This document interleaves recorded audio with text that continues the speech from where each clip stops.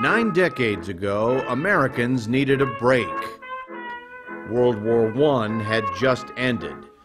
And just when people wanted nothing more than to pack up all their cares and woes and maybe have a stiff drink or three, Prohibition arrived in 1920 like a sobering slap across the face. Mash meant for market as bootleg booze is poured into the mud. There was, however, another arrival that year in Chicago, one that would come to define Prohibition. It involved a 20-year-old named Alphonse Gabriel Capone, a.k.a. Scarface, a tough kid from Brooklyn who saw clarity in the chaos and opportunity in the Windy City. They've eliminated almost every trace of Capone that you could find. Jonathan Eig is the author of a book called Get Capone.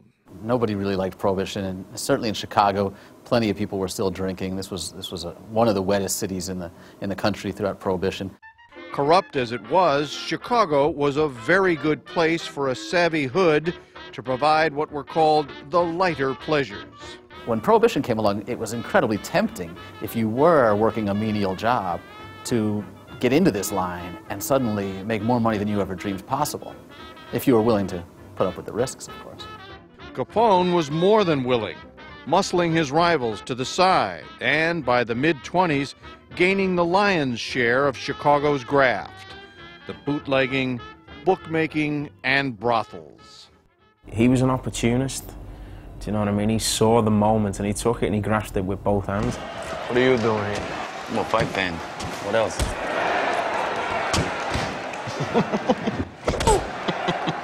British actor Stephen Graham plays a young Capone in the hit HBO series Boardwalk Empire.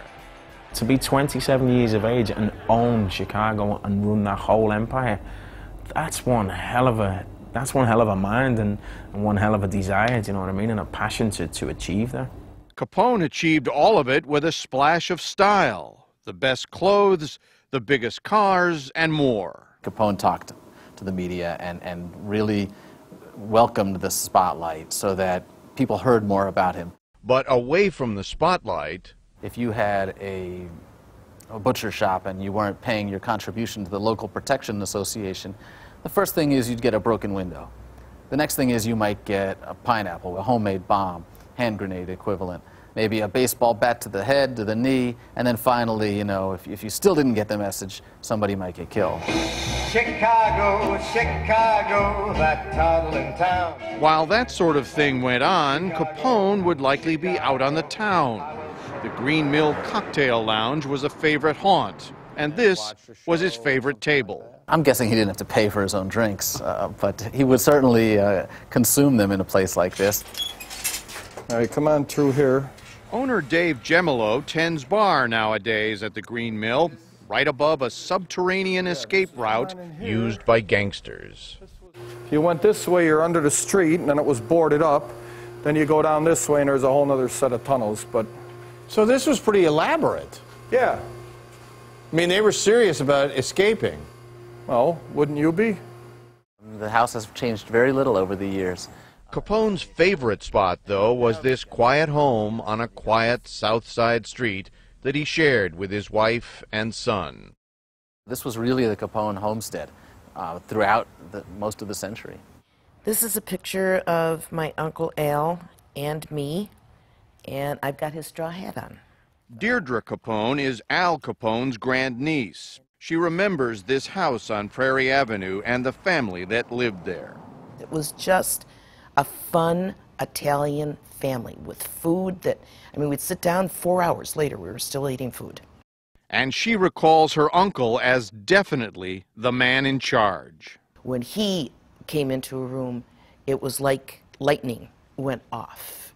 And he loved that. He loved to be the center of attention. He loved to be the big shot.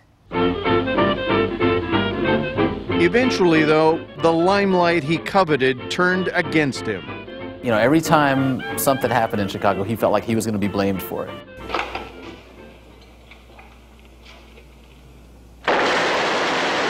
So, when several members of rival gangster Bugs Moran's outfit were gunned down against a garage wall in February of 1929, suspicion immediately centered on Capone, and it still does.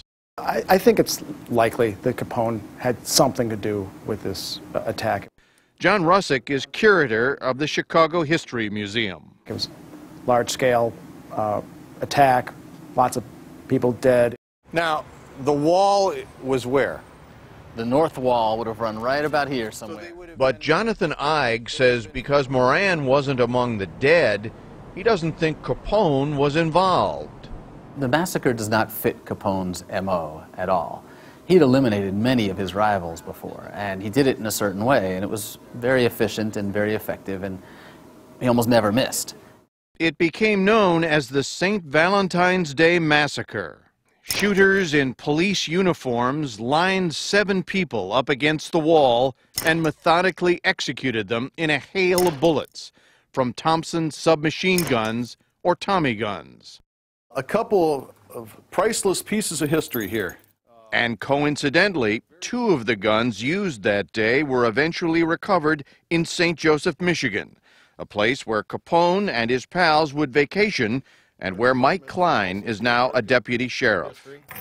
St. Valentine's Day Massacre happened at 2122 North Clark Street, Chicago, February 14th, 1929. And this machine gun that you're about to hold was used there. Dean, you want to shoot a Thompson submachine gun?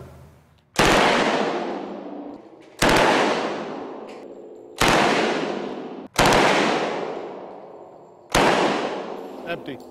Wow. Okay. I think you hit something. Did I? Oh, you're one of those kinds of shooters, huh? He's singing soprano now. Wow. Don't mess with me.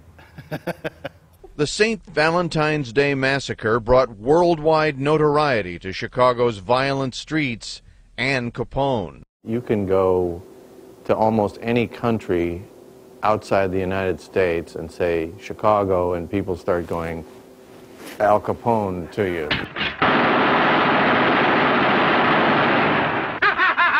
He's sort of an enigma in some sense. He was not to be stopped.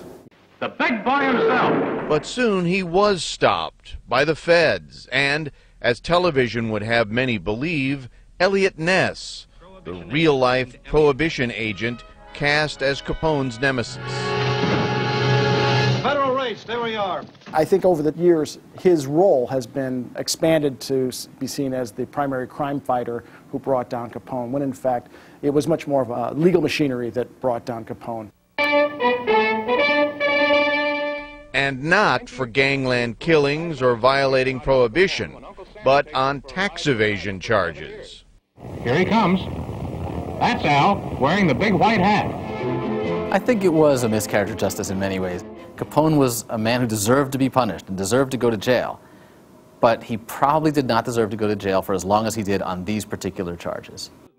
He served 8 years, 4 of them in Alcatraz, was diagnosed with syphilis behind bars, and returned to Chicago an enfeebled man who died in 1947. He had just turned 48. But that was hardly the end of this story. Al Capone remains a legendary figure in American history. Everybody knows the most famous gangster from the South Side, right here in Chicago, huh? Al Capone, yeah. Especially in the Windy City. It's Chicago's persona and also even the nation. I think that there's something in his attitude and his determination, his success, that we're sort of attracted to. Just as long as we don't come too close.